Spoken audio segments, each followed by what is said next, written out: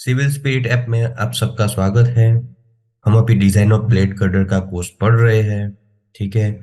और last lecture में हमने देखा कि see check for shear web buckling finish किया था हमने। उसमें हमें पता चला कि हमारा वेब जो है उसकी स्ट्रेंथ ज्यादा है। जो शियर फोर्स हमें लग रहा है उससे ज्यादा है। मीन्स हमारा शियर फोर्स था 991.2 और हमारी स्ट्रेंथ आ रही है 1204 kilo Newton. It means web buckling से हम रेजिस्ट कर सकते हैं हमारा वेब। अब आगे हमें ये चेक करना है कि design of load carrying stiffener. ठीक है। तीन चेक हमने कर लिए। चेक फॉर मोमेंट ओके है, चेक फॉर शियर ओके है, check for web buckling okay है। तो अभी तक का हमारा जो सेक्शन प्रोवाइड किया है वो ओके जा रहा है। अब यहाँ पे ये चेक करना है कि design of load carrying stiffener. तो design of load carrying stiffener means क्या? तो वो हम करेंगे एज पर IS 800 2007। तो चलो देखते हैं हमारा IS 800 2007 कह क्या रहा है। तो IS 800 2007 हमारा ये कह रहा है कि लोड कैरिंग स्टिफनर ये कहाँ पे आएगा? Page number 67। कहाँ पे आएगा? Page number 67। ओके। उसमें क्या क्या वेब चेक करनी है हमें। वेब चेक कैसे करते हैं? तो देखो, मैं फिगर ड्रॉ करता हूँ। सपोज कि ये हमारा है प्लेट गर्डर का साइड व्यू। साइड से देखते हैं तो हमें ये ऊपर फ्लेंज है, बीच में वेब है और नीचे फ्लेंज है। ओके। वो फ्लेंज की थिकनेस हमें पता है कि फ्लेंज की थिकनेस हमारी कितनी है? 40 नीचे भी हमारी हो गई 40 कितनी हो गई? 40 और डेप्थ ऑफ वेब कितना है हमारा? 1400 है इफेक्टिव डेप्थ। ठीक है, इतना हमें पता है। अब यहाँ पे लोड लग रहा है। समझ लो कि यहाँ पे एक पॉइंट लोड लग रहा है। जो हमारा लग रहा है वो 300 किलो न्यूटन वाला लग रहा है ना, 6 मीटर फ्रॉम ईच एंड वाला। ठीक है। तो ये 300 किलोन्यूटन लग रहा है। अब यहाँ पे मैंने ये 300 किलोन्यूटन क्यों बताया? तो यहाँ पे लिखा है load carrying web stiffener should be provided where compressive force applied through a flange. तो ये हमारा जो फोर्स लग रहा है वो कॉम्प्रेसिव लगेगा। ठीक है। ये हमारा जो फोर्स लग रहा है वो कॉम्प्रेसिव लगेगा। फ्लेंज पे कंप्रेशन इफेक्ट लगाएगा। अफ्लेम बाय लोड्स और रिएक्शन मींस लोड्स की तरह भी लग सकता है और रिएक्शन की तरह भी लग सकता है। एक्सिड द बकलिंग स्ट्रेन क्या लिखा है? Exceed the buckling strain. जो एक्सले बकलिंग स्ट्रेन है हमारी क्या है? FCDW। वो हमारी होगी बकलिंग स्ट्रेन। अगर उससे ज्यादा हो जाए, ठीक है, या नहीं हो, वो चेक करना है हमें। अगर ज्यादा हो जाए तो हमें इंटरमीडिएट ट्रांसवर्स स्टिफनर प्रोवाइड करना है। अगर नहीं हो रहा है तो हमें नहीं करना है प्रोवाइड। इट मीन्स कि हमें जो स्टिफनर अगर प्रोवाइड करने का आए तो वो यही पॉइंट पे आए। ठीक है। तो अब हम वो कैसे कैलकुलेट कर सकते हैं? तो यहाँ पे लिखा है the effective length of the web for evaluating the slenderness ratio is calculated as in 8.7.1.5। Okay. जो लेंथ कैलकुलेट करनी effective length slenderness ratio find करने के लिए वो हमें ये क्लोज का यूज करके फाइंड करना है। कौन सा? 8.7.1.5। अब स्लेंडरनेस रेशियो क्यों कैलकुलेट करना है? यहाँ पे हमें स्लेंडरनेस रेशियो क्यों क्या है? जो एरिया क्रॉस सेक्शन दिया हुआ है। अब हमें क्या फाइंड करना है? FCDW। तो हमें फाइंड करना है FCDW। अब FCDW वो क्या हो गया? एक टाइप का फोर्स हो गया। क्या हो गया हमारा? एक टाइप का फोर्स हो गया। Is equal to compressive force, compressive strength. क्या फाइंड करना है हमें? Compressive strength. ओके, ये कंप्रेसिव स्ट्रेंथ हो गए हमारे। तो FCDW इज इक्वल टू क्या करें? फोर्स का डेफिनेशन आपको पता है, force is equal to stress into area. क्या है? Stress into area. तो हमें यहाँ पे एरिया दिया हुआ है। ठीक है। तो हम यहाँ पे लिख देते एरिया। तो एरिया क्या है? B1 plus N1 into TW। Okay. ये हो गया हमारा एरिया। अब इंटू स्ट्रेस, कंप्रेसिव फोर्स हो तो कंप्रेसिव स्ट्रेस क्या होगी हमारी? FCD। क्या होगी? वो हम पढ़ चुके हैं डॉस में। DOS डिजाइन ऑफ स्ट्रक्चर में जो स्टील पोर्शन आता है उसमें जो डिजाइन ऑफ कंप्रेशन मेंबर आता है उसमें हमने FCD पढ़ा हुआ है। ठीक है। अब CD is equal to compressive stress. FCD is equal to what? Compressive stress.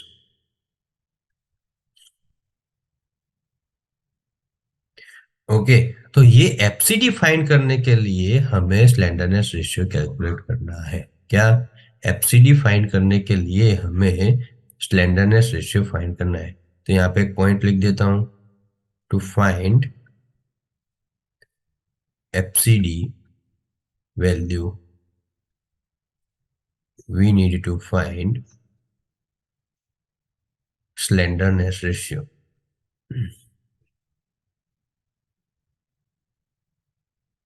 अब स्लेंडरनेस रेशियो है क्या? K L by R Y. Okay, तो ये हमें फाइंड करना है के L by R Y.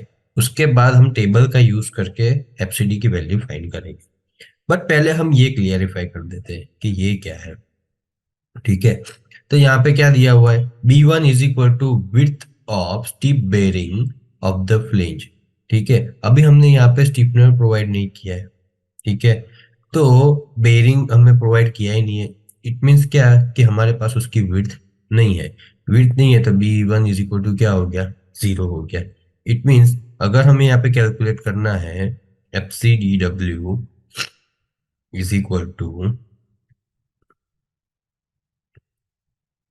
B one plus N one into T W, okay, whole into F C D. तो यहाँ पे हमारी बी वन की वैल्यू क्या हो गई, 0। ठीक है, बी वन की हो गई 0 क्योंकि हमने अभी तक कोई स्टिफनर प्रोवाइड किया नहीं है, तो सॉरी, तो उसकी विड्थ है नहीं। It means it's equal to 0। अब एन वन की बारी आई। तो एन वन क्या बोला है, dispersion of load through the web at 45 degree to the level of half the depth of the cross section. Means अभी यहाँ पे एक हाफ डेप्थ की लाइन कर देते हैं। सपोज कि ये जो हमारी लाइन है सेंटर लाइन हो गई, तो इसका फुल डी है, तो ये क्या हो गया हमारा, half capital D by to हो गया।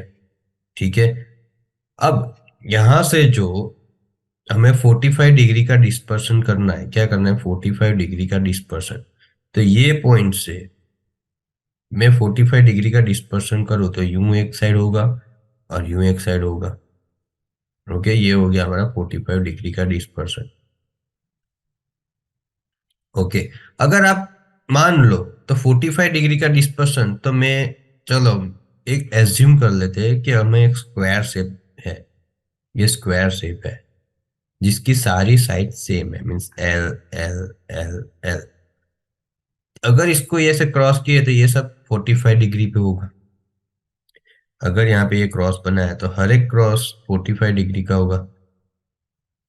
यहाँ पे जो एंगल बनेंगे वो 45 डिग्री के हो गए, तो चारों कॉर्नर के एंगल 45 डिग्री ही होगा उसका। इट मींस अगर 45 डिग्री से हम उसे स्पर्श करते हैं तो उसकी सारी साइड सेम होगी, ऐसा मैं मान सकता हूँ। तो मैं यहाँ पे भी वही कह सकता हूँ, अगर ये डी बाई टू है हमारा, तो इसे 45 डिग्री पे स्पर्श किया है, तो ये भी डी बाई टू ही हो गया हमारा, और ये भी डी बाई टू भी हो गया। ठीक है, और यहाँ पे क्या लिखा है देखो, dispersion of the load through the wave at 45 degree to the level of the half the depth of the cross section। तो हाफ डेप्थ तक किया, इट मींस ये वैल्यू जो है वो हमारी n1 हो गई, टोटल वैल्यू जो लोड की जगह से डिस्पर्स होती है दो साइड 45 डिग्री पे, तो ये हमारी हो गई क्या, n1 हो गई। तो इसे आप कैसे लिख सकते हैं, n1 को हम ऐसे भी लिख सकते हैं, n1 is equal to 2 multiply by D by two. तो 2 multiply by D by two क्या किया, 2 मीन्स ये 1 और ये 2 दोनों, और डी बाई टू ये हो गया। ठीक है, इट मीन्स यहाँ पे ऐसा लिख सकते हैं कि 2 2 कैंसल, तो डी क्या हो गया हमारा, डी तो है हमारा 41480 mm टोटल डेप्थ। ठीक है, ये स्मॉल डेप्थ है 1400, फिर 1440 और 40 मिक्स होगा तो टोटल डेप्थ हमें 1480 मिलेगा।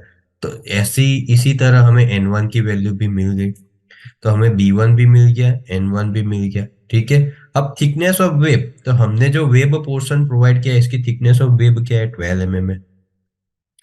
तो चलो हमें तीन डेटा मिल गए, कौन से मिल गए, B1 मिल गया, N1 मिल गया और TW मिल गया। अब हमें जो भी करना काम है वो एफसीडी के लिए करना है, ठीक है। तो एफसीडी के लिए हमें यहाँ क्लोज में क्या लिखा हुआ है कि the effective length of the web for evaluating the slenderness ratio is calculated as in clause number 8.7.1.5। तो लेट्स गो टू द 8.7.1.5। अब हम देखते हैं कि वो क्लोज क्या कह रहा है हमें।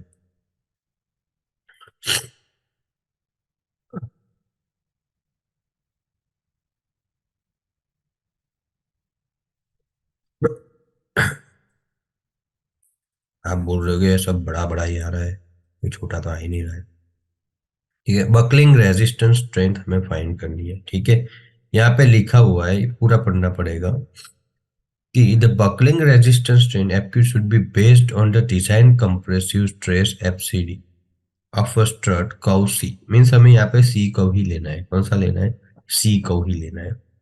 मीन्स हमें चार कर्व आते थे, A B C और D। याद हो तो अल्फा की वैल्यू हम डिसाइड करते थे, उसके बेस पे से हम कर्व ले रहे थे। तो हम इसमें से सी क्लास लेंगे, बकलिंग क्लास सी। ओके, तो इतना ज्यादा नहीं पढ़ते, सिर्फ नीचे ही देख लेते हैं। ये रहा, ये काम करना है कि KL is equal to 0.7 L when flange is restrained against rotation in the plane of the stiffener, okay, by other structural element, और KL is equal to L when flange is not restrained।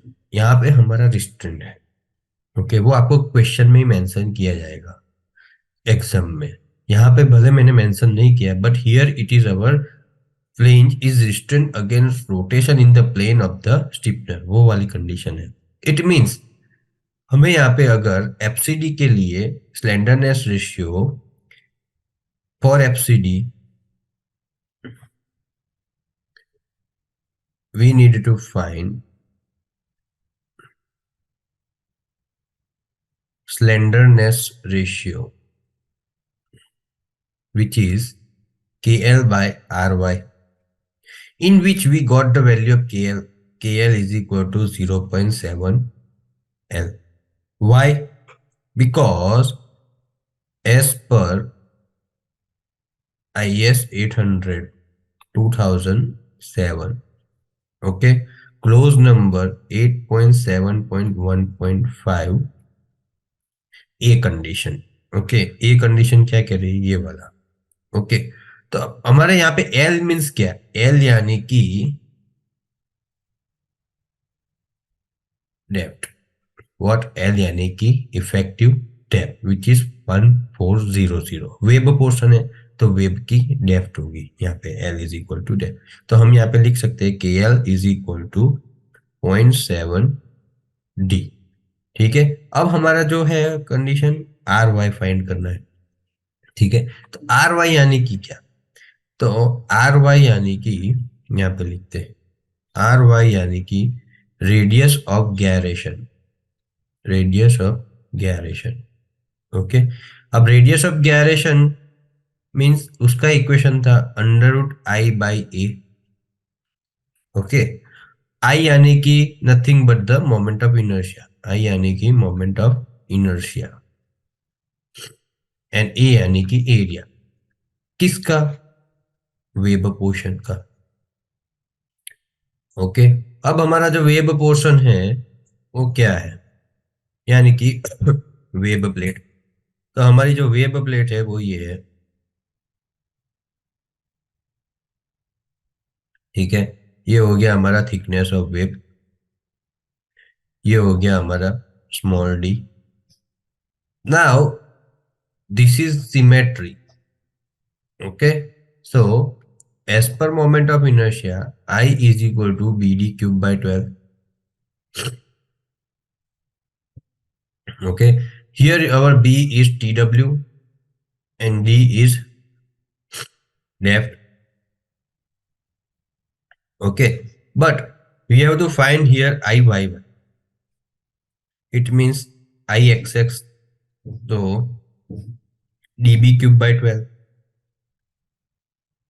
Okay. Y, I, sorry, I. Here we have to find I. It means db cube by 12. It is vertical portion. That's why. Okay. So our inertia will be d tw cube by 12. D here and tw cube by 12 it is here. Okay. Now ये हमारा होगा आई x x के लिए, ये हमारा हो गया आई Y Y के लिए डी बी क्यूब बाई 12, और हमें यहाँ पे कंसिडर करना है I Y Y D B cube by 12, तो ये हो गया D T W cube by 12।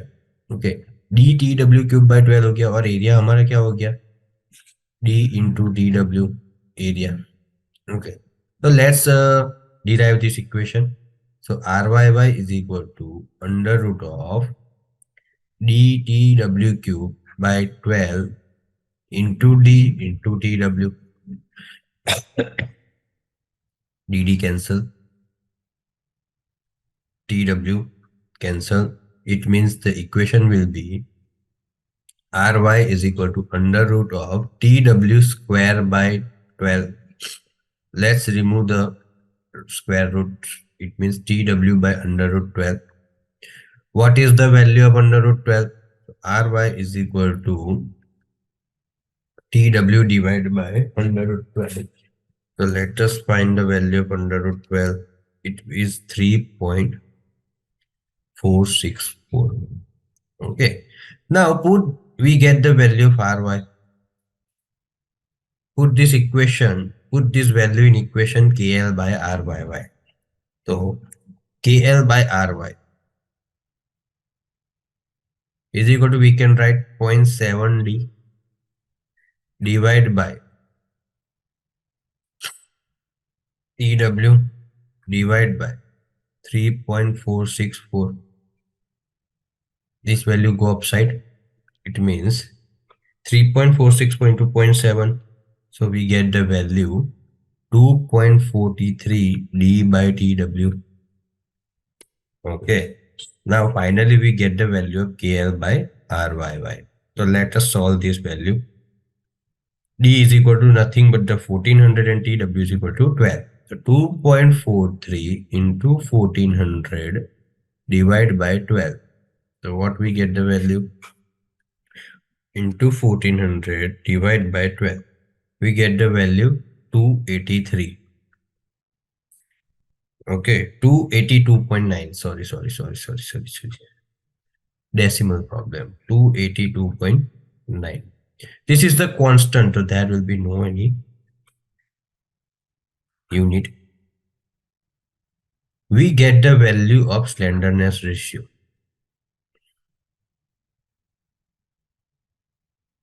Okay. Now after getting the slenderness ratio, we need to find the value of FCD. तो वो हम कहाँ से मिलेगी? तो वो हमें मिलेगी पेज नंबर 42 पे टेबल से। तो पेज नंबर 42 पे हमें टेबल शो किया गया है। AS 800 पेज नंबर 42, हर एक बकलिंग क्लास के लिए हर एक टेबल है, ठीक है। तो ये हमारा है सी क्लास के लिए। अब सी क्लास के लिए यहाँ पे टेबल दिया गया है, यहाँ पे जो कॉलम दिया है वो है KL बाय R यहाँ पे है, और हमारी यील्ड स्ट्रेस कौन सी है, 250 है। तो हमें ये वर्टिकल लाइन और यहाँ पे हमें 283 देखना है। तो 283 282.9 किसके बीच में आएगा? अब आप जैसे देख रहे हो कि यहाँ पे लिमिटेशन आ गई 250, ठीक है। 250 के लिए क्या है, 224.3। अब इससे आगे तो है नहीं, तो हम यहाँ पे कौन सी मेथड का यूज करेंगे, एक्स्ट्रापोलेशन मेथड का यूज करेंगे। किसका यूज करेंगे? Using extrapolation method. It means अगर वो वैल्यू हमें जो चाहिए वो नहीं है, तो उसके पास की वैल्यू को कंसीडर करके हम फाइंड कर सकते हैं। मीन्स हमें फाइंड करना है किसके लिए, we have to we need to find we have to find for 282.9 slenderness ratio. Okay, FCD value. So here we have for 240 it is 26.2, for 250 it is 24.3. So what will be for 282.9? ठीक है, हम ऐसे find करेंगे। तो पहले हम gap निकालेंगे ये दो का। तो ये दो का गैप हो गया हमारा 10। उसके लिए ये दोनों का गैप हो गया 0.9, 1.9 सॉरी। 26.2 में से 24.3 हम माइनस करोगे तो 1.9 आएगा। अब हम निकालेंगे ये दो का गैप। तो हो गया 42.9 के लिए कितना। तो let us find 42.9 into 1.9 divide by 10। तो हो गया 8.151। अब यहाँ पे हमें 240 के लिए वैल्यू पता है कि for 240 the value is 26.2. So for 282.9 how much? तो अब हम जब ऊपर से नीचे आ रहे हैं ऐसी कंडीशन में, तो वैल्यू इंक्रीज हो रही है कि डिक्रीज हो रही है। देखो 33.3, 30.6, 28.3, 26.8, वैल्यू इज डिक्रीजिंग। अगर डिक्रीज हो रही है तो माइनस करो, अगर इंक्रीज हो रही है तो प्लस करो। तो कौन सी वैल्यू को माइनस करते हैं? 8.15। Here the value is decreasing, so minus 8.151 we will get the value of 282.9. So 26.2 minus answer. So here we get the value 18.049, which is the value of FCD is equal to 18.049 Newton पर mm square. काफी students है ना ऐसे confuse हो जाते कि हमें तो यहाँ पे टेबल में वैल्यू दी नहीं है, तो फाइन कैसे करें? हम इंटरपोलेशन करते हैं। ठीक है, अगर इंटरपोलेशन मेथड में क्या होता है कि दो वैल्यू के बीच की वैल्यू फाइंड करनी होती है और वो यहाँ पे हमें दी गई है। सपोज कि अगर 240 और 250 की फाइंड करनी होती तो इंटरपोलेशन होता, पर हमें यहाँ पे 282 की फाइंड करनी है जो नहीं है, तो उसके लिए हमने एक्सट्रापोलेशन मेथड का यूज किया। जस्ट एज्यूम किया कि 280 के लिए भी यही वैल्यू होगी 24.3। Okay, so now we get all the values. So put it in the equation of FCDW is equal to, which is the equation, B1 plus N1 into TW into FCD. Okay, so B1 is, we have considered it as a 0, plus N1 is 1480 into thickness of a 12 into FCD हो गया 18.049। Okay, तो हमारा answer क्या आ गया? 1480 into 12 into 18.049. Our answer is 320.5 into 10 raised to 3 Newton, which we can write 320.5 kilo Newton. This is the value of FCDW. And our load is how much? Our load is nothing but the 300 kilonewton. Okay, it means here FCDW is equal to 320.5 kilonewton, which is greater than 300 kilonewton. So no need to provide load carrying stiffener.